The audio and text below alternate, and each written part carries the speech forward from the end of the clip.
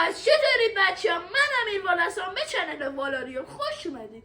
امروز اومدیم با یه ویدیو جدید و خوردن تندترین نودل جهان و ما اینجا سسش رو ریختیم و ما اونجا اومدیم نودل اینجاست و ما میخوایم بخوریم تستش کنیم و یه توضیح بدم که با آقای ایلیا پشت صحنمونه که مراقب باشه و اینجا ما این حداقل میخوایم زیاد نودل بخوریم.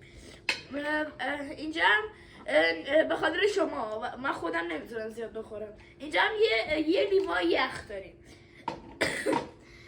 اگر مردم چیز کنید، سابسکرایب و لایک رو زیاد کنید و همین دیگه. و بدون اینکه ایشون داره برای شما این کارو میکنه، برای شما هر کاری میکنه. من خودم نمیتونم اینو بخورم، من باید بخورم اینو.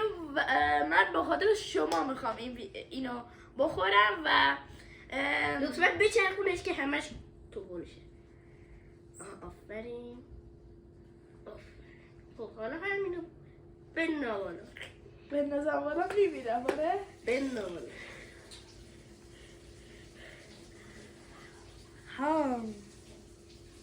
بخورش. آفرین پسر خوب. تا موقعی که مردی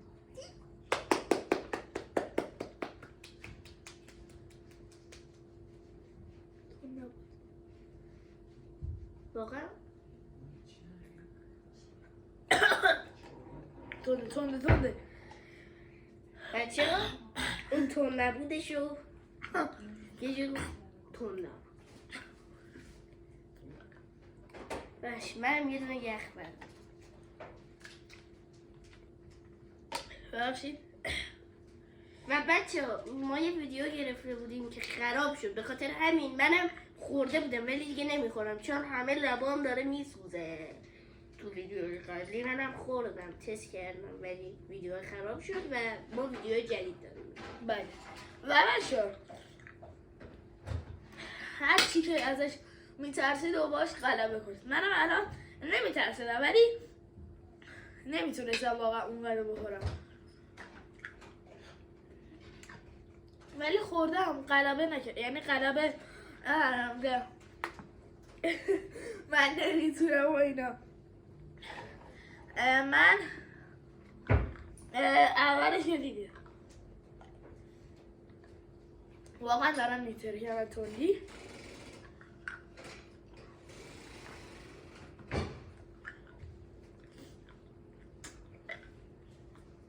بس من دیگه چی بگم؟ ایلیا میخوای چیزی در موردش بگی که ریاکشن چطوری بوده؟ بله بچه من موقعی که اینو خوردم اولین چیزی که برام پیش اومد ترس بود که هنوز نسوخته بودم. اولش ترسیدم خیلی، بعد یهو این تندیشو نشون میده مثل ایشون که تندی، بعد یهو گفت تنده، یهو تندیشو نشون میده و به نظر من هیچ وقت این نودل نخورید چون خیلی سمه این نودل و نمیدونم چطوری کره ها اینو میخورن. فکر کنم ژنشون با ما فرق داره.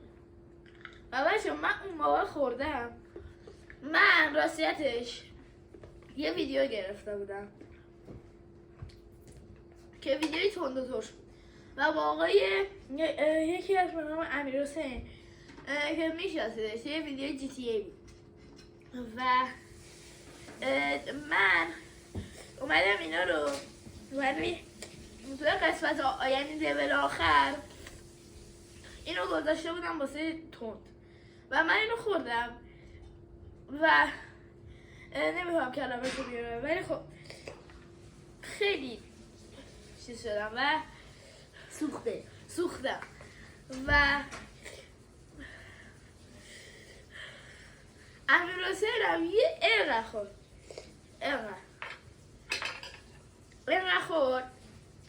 بذار منم همون کنم یعنی سوخت. نه در نزن بزن این گوشه مون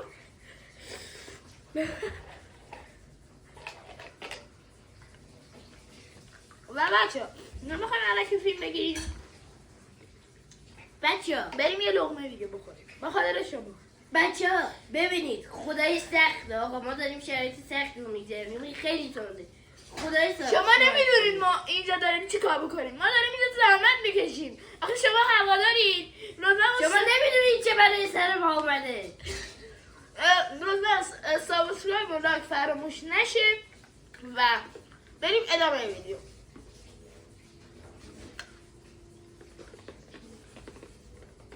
من لب نمیزنم، خودت تست کن.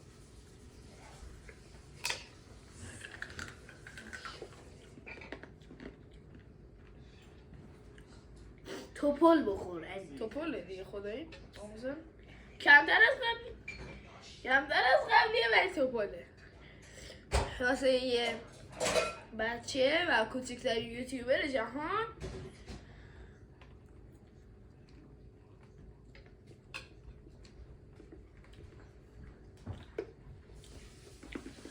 و بچه ها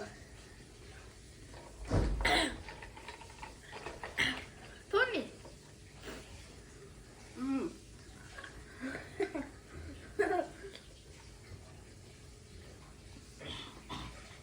بچه اگه میخواین این نودل رو بخوری، اگه میخواید بخوری حتما یه لیوان شیر یا ماست کنارتون باشه یا یخ، چون فقط هم یا کار داره. آب تازه بدترش میکنه.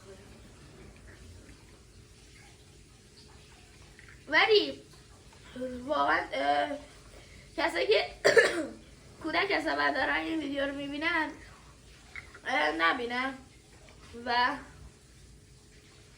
یعنی تست کنن، یعنی ببینن و تست کنن و حتما سابسکرایب هم بخورن دیگه. یه نیمی یا سابسکرایب بگو یه نیمی بچه بگو یه نیمی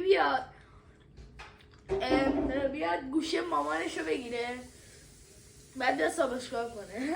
بعد داره توی یوتیوب تو پیج بالا دیگه پیج من و لطفا واقعا لایک فراموش نشه. ما داریم اینجا زحمت میکشیم، نمیدونی چه برای سر ما داره میاد. اینا که هنو مواد، اینا که هنو مواد ندارن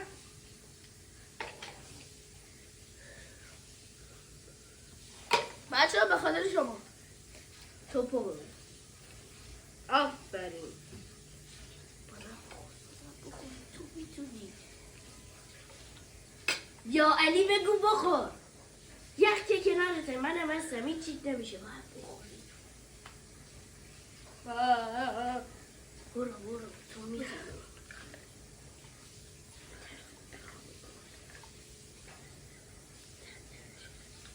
خیلی تنده بچه ها به نظر من داد. بچه خیلی تنده و واقعا نمیخوام وقتتون تلف بشه و میگه چرا این ویدیوهای جدید صافه، چون همونجوری که تو شورت ویدیو بهتون گفتم ما رفتیم یه پایه گرفتیم.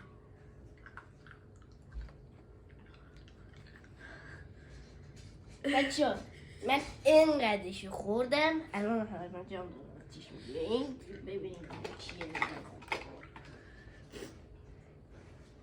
این چیه اخی کامل.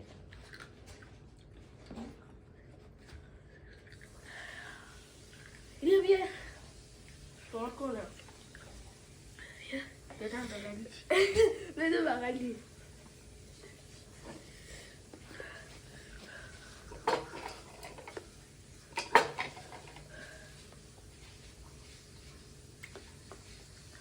و بچه ها مرسی که این ویدیو رو دیدید و ما داریم اینجا زحمت بکشیم.